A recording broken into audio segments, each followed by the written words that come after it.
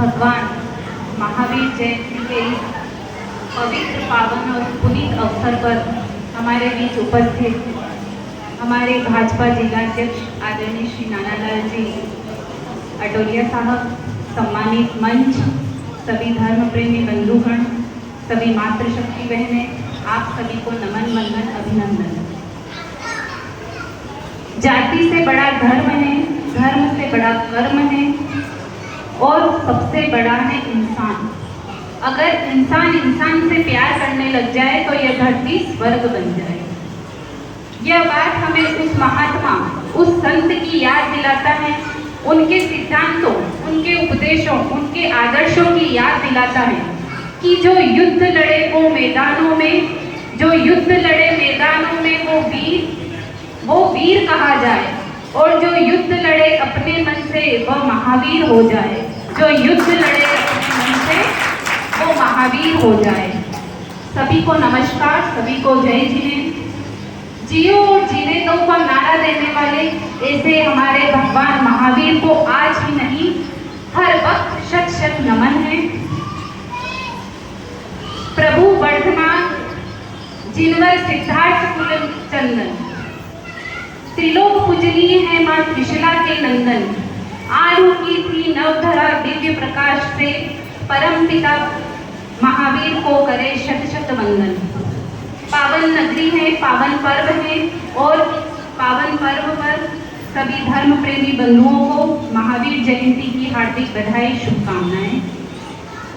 महावीर जयंती का जो पर्व है वो हमारे लिए खुशियां लेकर आता है। हम भगवान महावीर के जो आदर्श हैं, जो उनके द्वारा मार्ग हमें बताया गया है, उस पर चलने का हम प्रण लें। हम प्रण लें कि हम किसी के साथ ना अन्याय होने देंगे और ना अन्याय करेंगे।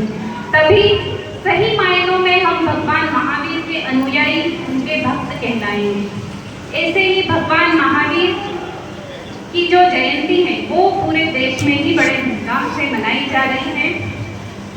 540 ईस्वी में बिहार क्षेत्र के वैशाली जिले के कुंडलपुर गांव में चैत्र शुक्ल 13 को एक क्षत्रिय राजा सिद्धार्थ और त्रिशला के घर एक पुत्र ने जन्म लिया, जो वर्धमान कहलाए, जो महावीर कहलाए। त्रिशला की कोख से जिसने जन्म लिया वे थे भगवान महावीर। और भगवान महावीर जैन धर्म के 24वें तीर्थकर माने जाते हैं, और जैन समाज भगवान महावीर के दिशा निर्देशों, उनके बताए मार्ग पर चल रहा है। यह बड़े ही गर्व की बात है। भगवान महावीर जो थे, उन्होंने 12 वर्ष की उम्र में कठिन तप करके ज्ञान को प्राप्त किया, और 72 वर्ष की आयु में उन्होंने पावापुरी नामक स्थान पर मोक्ष प्राप्त हुआ।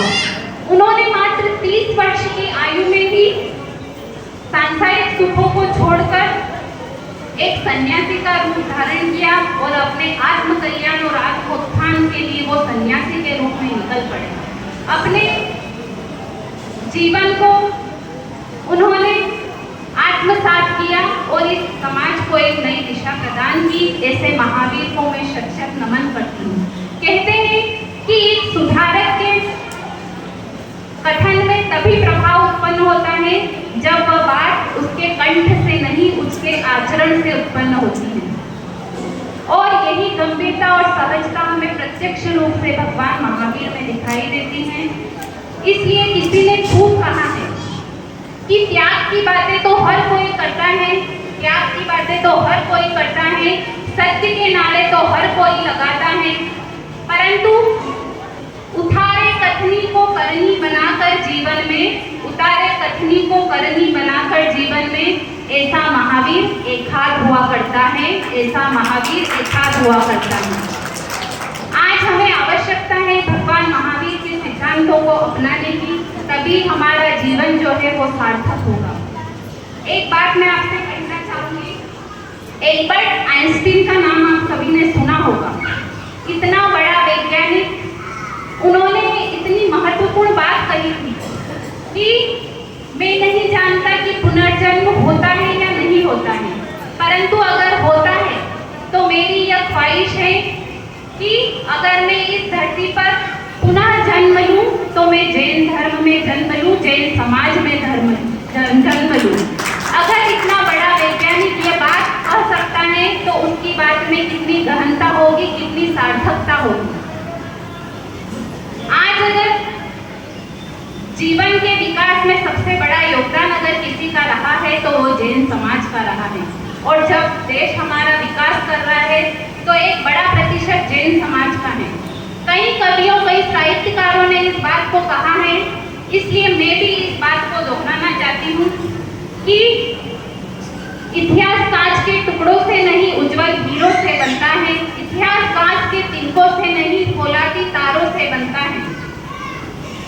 इतिहास जीवन के संग्राम में अगर कोई हिम्मत के हथियार डाल देता है, इतिहास उन कायरों से नहीं, महावीर जैसे शूरवीरों से बनता है, महावीर जैसे शूरवीरों से बनता है।